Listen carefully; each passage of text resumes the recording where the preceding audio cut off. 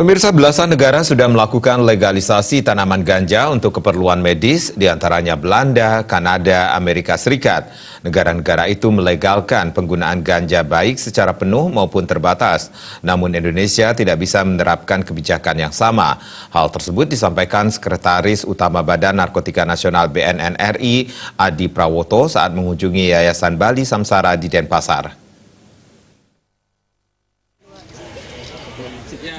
Sekretaris Utama Badan Narkotika Nasional BNN RI, Adi Prawoto, mengatakan Indonesia untuk saat ini belum bisa melegalkan ganja untuk medis. Sikap tersebut didukung alasan agar ganja tidak disalahgunakan. Pihaknya selalu patuh terhadap apa yang disampaikan oleh Kepala BNN RI Indonesia dan kebijakan tersebut belum waktunya diterapkan. Adi juga menyampaikan legalisasi ganja untuk medis, pihaknya sudah pernah membahas, namun hal tersebut tidak diperbolehkan. Negara-negara yang sudah melegalkan pun diklaim merasa kecewa dan merasa kecolongan dengan kebijakan tersebut. Saya selalu patuh terhadap apa yang disampaikan oleh KBNN RI atau Komjen Polisi Darurat Heru Winarko. Indonesia itu belum waktunya, ya. Jadi kita jangan coba-coba lah. Dengan alasan dasarnya belum waktunya itu bagaimana?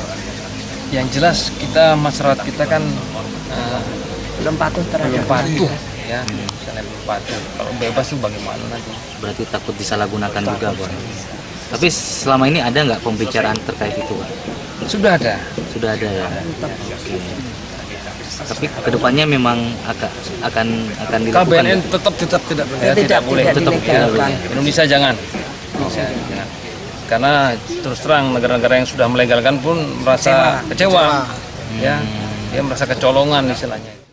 Terkait pengedaran semua jenis narkoba di Bali masih marak dilakukan warga negara asing WNA yang berkunjung ke Bali. Hal ini disebabkan peraturan hukum yang berbeda antara beberapa negara. Menanggapi hal tersebut, Kepala BNN Provinsi Bali, Ibu Tugede Swastawa, mengatakan di beberapa negara diperbolehkan untuk menggunakan barang itu. Namun jika dibandingkan dengan peraturan di Indonesia, ganja tidak diperbolehkan. Jika memang persyaratan WNA tersebut harus menggunakan narkoba dengan alasan kesehatan, maka yang bersangkutan harus dideportasi. Nah, nanti kita kan berkonsultasi dengan konsulatnya, dengan lawyer, dengan negaranya. Kalau memang itu karena persyaratan dia harus menggunakan itu karena alasan kesehatan, ya kita deportasi lebih bagus. Kalau proses hukum kan habis biaya negara untuk menghidupin dia di sini, deportasi saja. Tapi kalau memang dia terlibat dalam pengedaran, proses hukum. Jadi maraknya peredaran itu karena diungkap oleh penyidik, baik itu penyidik polisi maupun BNN. Jadi karena kerja keras. Sebenarnya tidak akan pernah berhenti itu narkoba.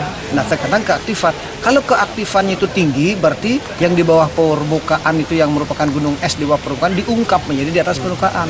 Seperti rame. Daripada petugasnya diam, nyaman dan tenang, tapi menghanyutkan, meracuni semua generasi muda, itu yang berbahaya. Semestinya betul diungkap, dimunculkan, tapi itu prestasi.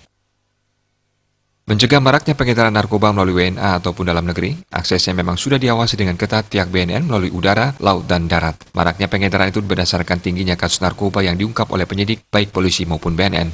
Aparat hukum dan masyarakat harus bekerjasama untuk memberantas narkoba agar tidak merusak masa depan bangsa. Alit Setiawan, Bali.